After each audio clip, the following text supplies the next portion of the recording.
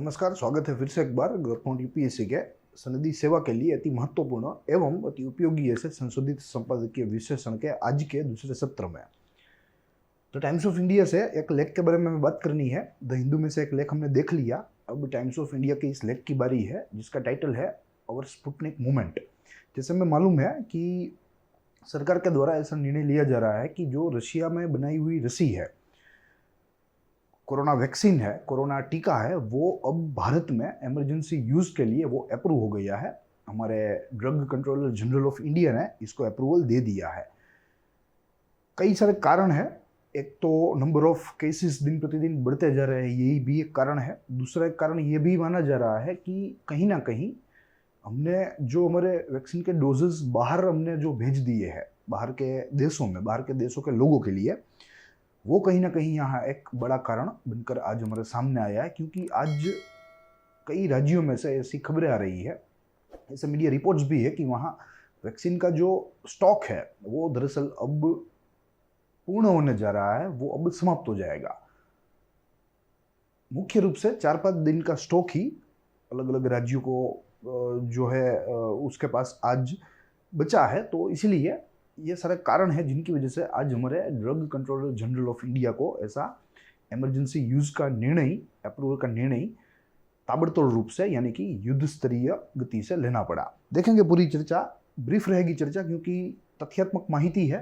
Preliminary point of view से आज का विषय महत्वपूर्ण है, मुख्य परीक्षा की दृष्टि से ये थोड़ा कम महत्वपूर्ण है। वैसे पूछे जाने के लिए तो कुछ भी पूछा जा सकता है, मगर अगर एक मॉडस ऑपरेंडी देखें तो उसके तहत आज का ये जो विषय है, इस सत्र का विषय, ये मुख्य परीक्षा को लेकर कम जो है महत्व है इसका, और प्रिलिमिनरी के रूप में इसका महत्व ज़्यादा है। देखेंगे उससे पहले कवर देख ले। ऊपर एक प्रतीकात्मक drug controller general of India का सिंबल है, जो कि आमतौर पे भारत में ऐसी दवाओं को लेकर जो कोई निर्णय होते हैं वो उनके द्वारा ही किए जाते हैं, तभी वो पूरे भारत में लागू होते हैं। साथ ही में नीचे स्पुतनिक 5 यानी कि Russian made, Russian manufactured vaccine है, और ये ऐसी वैक्सीन है जो लगभग सबसे प्रथम इसको अप्रूवल मिला था, सबसे प्रथम पूरे विश्व में। रशिया ने बहुत ही पहले इसके ऊपर काम शुरू कर दिया था और आज भी इसका प्रोडक्शन बल्क में कर रही है और अन्य देशों को भी दे रही है, इंक्लूडिंग इंडिया। जैसे भारत के साथ रशिया ने डील की, वैसे रशिया विश्व के कई देशों के साथ ऐसा डील कर रहा है और अपने यहाँ बनाई हुई जो वैक्सीन है वो इन लोगों को पहुंचा रहा है। देखेंगे पूरी चर्चा। तस्वीर से शुरू करेंगे। आज से टाइम्स ऑफ इंडिया की हम लोग अब डिजिटल रेप्लिका देंगे। जो फिजिकल फॉर्म में हम लोग यहाँ फोटो आपके सामने रखते थे, वो अब आज से हम लोग द हिंदू के जैसे ही डिजिटल रेप्लिका का फॉर्म में आपके सामने रखने का प्रयास करेंगे। वैसे हमारे पास यहाँ फिजिकली अवेलेबल तो है ही है ये पूरा मुद्दा, ठीक है। तो अब आज से इसको डिजिटली देखने का प्रयास करेंगे। अब अगर एजेंडे की बात करें इस सत्र के, तो सामान्यतः हम लोग इस सत्र को 3 चरणों में देखते हैं। सबसे प्रथम निष्कर्ष की बात करते हैं, जिसमें लेख का आधार देख के है, लेख में जो संशोधन किया हुआ है, वो संशोधन का जो उपसंहार है, जो निष्कर्ष है, उसको हम लोग यहाँ आमतौर पर देखते हैं। साथ ही महत्वपूर्ण बातें देखते हैं अगर जो कोई हो, और उसके बाद संशोधित तत्व देखते हैं जो हमारी परीक्षा लक्ष्य हो, हमारे एग्जाम ओरिएंटेड हो, एग्जाम ओरिएंटेड। और आमतौर पे ये संशोधित तत्व हमारे इनपुट्स होते हैं हमारी टीम के, जो आपको आपकी परीक्षा में मदद रूप साबित हो सकते हैं। मगर आज स्पेसिफिकली इस सेशन की बात करें तो हम लोग 2 ही चरणों में देखेंगे। महत्वपूर्ण बातों वाला चरण जो है हम लोग वो स्किप कर देंगे। सबसे प्रथम निष्कर्ष की बात करेंगे और बाद सीधे उसके संशोधित तत्व देखेंगे। लेख इतना महत्वपूर्ण नहीं है, सामान्य सा है, साधारण सा है। 2-3 चीजें बताई गई है जो हम लोग इस चर्चा में इसको इंक्लूड कर लेंगे। शुरू करेंगे अपनी बात निष्कर्ष से। देखिए यहाँ आज हमारे सामने एक फोटो है, निष्कर्ष में ही हमारे सामने एक फोटो है जो बता रहा है कि central drug authority of India ने स्पुतनिक 5 को इमरजेंसी यूज के लिए अप्रूव कर दिया है। यानी कि यहाँ हमें एक एक्रोनिम देखने को मिलता है, इमरजेंसी यूज ऑथराइजेशन, यानी कि इमरजेंसी यूज के लिए ही इसको अप्रूवल मिला है। और ये माई गवर्नमेंट पोर्टल की तस्वीर है, जैसे हमें स्पुतनिक 5 यहाँ देखने को मिलता है, ठीक है, जो कि एक रशियन कंपनी के द्वारा बनाया हुआ है, रशिया के द्वारा बनाया हुआ है, और ये सारी चीज़ें रशिया RDIF के द्वारा पूरे विश्व में इसको सप्लाई करती है, यानी कि रशियन डायरेक्ट इन्वेस्टमेंट फंड। इसी ने भारत के साथ भी डील किया है और कहा जा रहा है कि लगभग 12 महीनों में, या 12 मंथ्स कहना उचित रहेगा, भारत को करीब 250 मिलियन डोजेस देंगे।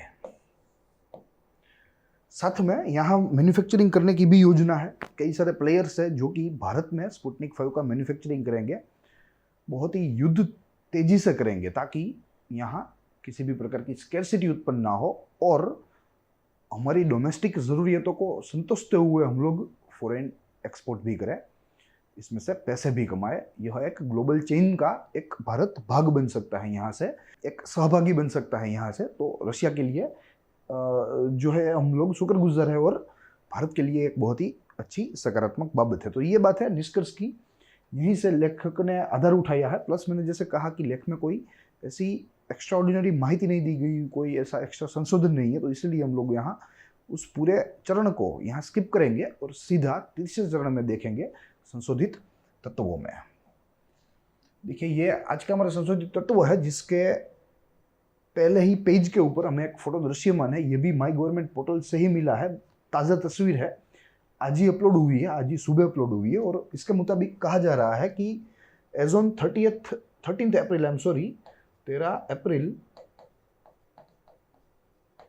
सुबह 7 बजे तक, 7 AM तक लगभग 10.85 करोड़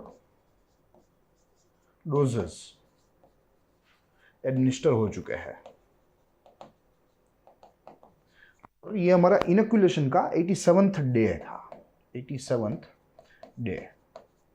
वैसे ऐसी माहितियाँ मैं कोई डायरेक्ट एप्लीकेशन के उपयोग में नहीं आती, मगर एक रेफरेंस के लिए हमें याद रहनी चाहिए, एक संधि सेवक के छात्र के रूप में भी याद रहनी चाहिए और एक जागरूक नागरिक के रूप में भी हमें मालूम होना चाहिए। तो इसीलिए यहाँ कुछ तथ्यात्मक माहिती है। आज 87वां दिन है हमारे टीकाकरण कार्यक्रम का, और जैसे मैं मालूम है कि प्रधानमंत्री ने हाल में ही एक घोषणा की थी कि टीका उत्सव पूरे देश में होगा, और ये टीका उत्सव आज जब हम बात कर रहे हैं तो चल ही रहा है। इसकी अवधि है 11 अप्रैल से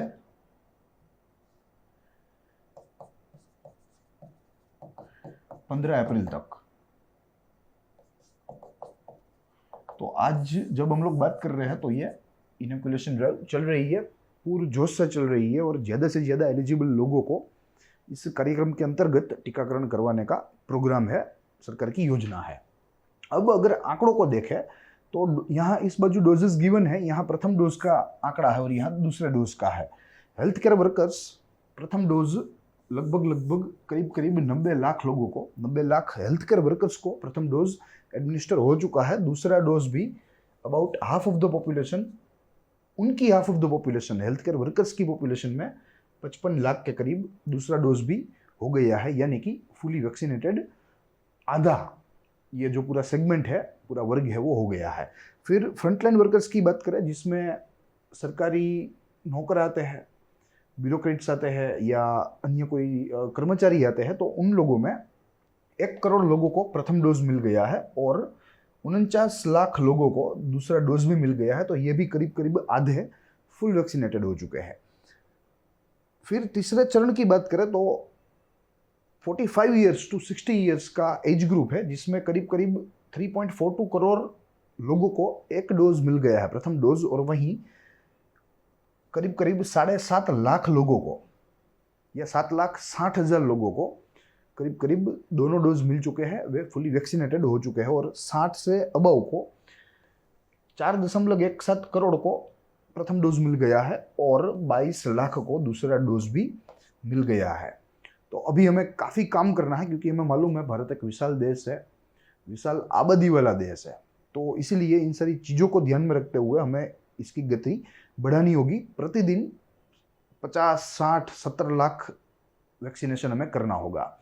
और अगर 12 तारीख की बात करें तो यहाँ हमें एक आंकड़ा दिया हुआ है, 12 तारीख को पूरे देश में 40 लाख से अधिक लोगों का टीकाकरण हुआ था, 40 लाख से अधिक लोगों का। While our operational capacity is around 5 million doses per day. उसमें से 4 मिलियन एडमिनिस्टर होना ये अपने आप में अच्छी बात है, मगर फिर भी हमें यहाँ रुकना नहीं है। हमें अपनी जो कैपेसिटी है वो निरंतर रिवैम्प करनी होगी, निरंतर हमें उसमें बढ़ाव करना होगा, तब जाके इतनी विशाल जन आबादी को हम लोग इनोकुलेट कर पाएंगे। तो ये कुछ यहाँ माहिती थी। अब आगे देखें तो स्टेट वाइज एक क्लासिफिकेशन हमारे सामने है और ये कहता है कि कौन से राज्य ने अपने वैक्सीनेशन ड्राइव में अच्छा किया है। देखिए यहाँ कलर कोडिंग है, डार्क कलर जितना होगा वहाँ इनोकुलेशन इतना इफेक्टिव हुआ है, अच्छा हुआ है, ज़्यादा हुआ है। और वहीं जहाँ लाइट कलर आपको दिखेगा वहाँ इनोकुलेशन पुअर हुआ है, ये हमें समझना है। तो सबसे अधिक डार्क कलर यहाँ हमें लद्दाख के यूनियन टेरिटरी के रीजन में देखने को मिलता है। करीब करीब 22% लोगों का टीकाकरण हो चुका है ऑलरेडी। ये अपने आप में बहुत ही अच्छी बात है और ये यूनियन टेरिटरी है इसलिए मुमकिन है। फिर बाद में गुजरात भी इसमें आगे है, 13.6% लोगों को करीब करीब इनोकुलेट कर दिया है। फिर उसके बाद लक्षद्वीप है 15.23%, और अन्य सारे कई सारे राज्य है। त्रिपुरा भी 17% के साथ है, सिक्किम भी 15% के साथ है, छत्तीसगढ़ भी 13% के साथ आगे है, और वहीं केरला भी करीब करीब 13% के पास पहुंचने आया है, 1-2 दिनों में पहुंच जाएगा। तो अपने आप में ये भी बहुत ही अच्छी बात है और ये चीज़ें जो है वो हमें हाल फिलहाल हमें उपयोग में हो सकती है। अगर अगले 4 से 6 महीने के अंदर हमें कोई परीक्षा देनी है, प्रतियोगिता परीक्षा, तो उनमें ये आंकड़े पूछे जा सकते हैं संभवतः। तो यही बात है, यही हमें देखना है। अब अगर स्पुतनिक 5 के बारे में कुछ तथ्यात्मक माहिती देखें तो ये भी थोड़ी ज़रूरी है। जैसे हमें मालूम है कि आमतौर पे भारत में आज दिन तक 2 वैक्सीन्स चल रहे थे, जिसमें से एक था कोविशील्ड और एक था कोवैक्सीन। अधिकांश लोगों ने कोविशील्ड लिया और कुछ लोगों ने कोवैक्सीन भी लिया, मगर अब स्पुतनिक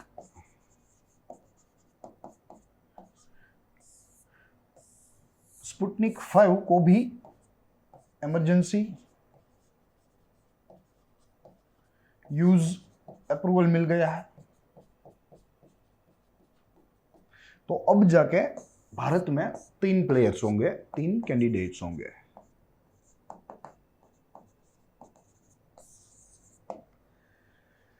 जो कि पूरे भारत के विशाल आबादी का इनोकुलेशन यहाँ होगा या करेंगे। अब जैसे हमें मालूम है रशिया के द्वारा यह डेवलप्ड है, रशिया के द्वारा। अगर उसमें भी लेबोरेटरी या रिसर्च इंस्टीट्यूट का नाम पूछा जाए तो Gamaleya research institute of epidemiology and microbiology के द्वारा यह बनाया जाएगा या बनाया गया है, और पूरे विश्व में RFID के अंतर्गत इसका डिस्ट्रीब्यूशन हो रहा है। भारत में भी इसका मैन्युफैक्चरिंग होगा। कई सारे प्लेयर्स हैं जो इसमें इंटरेस्टेड है, भविष्य में इसका मैन्युफैक्चरिंग संभवतः कर सकते हैं। उसको हम लोग यहाँ अगर तपासे तो कई सारे हैं, जिसमें कुछ हैदराबाद स्थित है, कुछ बेंगलुरु स्थित है। Probable manufacturers of Sputnik 5 in India, जिसमें सबसे प्रथम है gland pharma,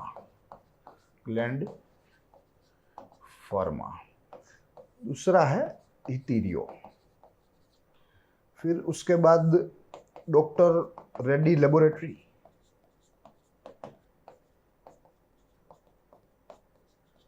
In fact, Dr. Reddy's laboratory will be a marketing agency in India.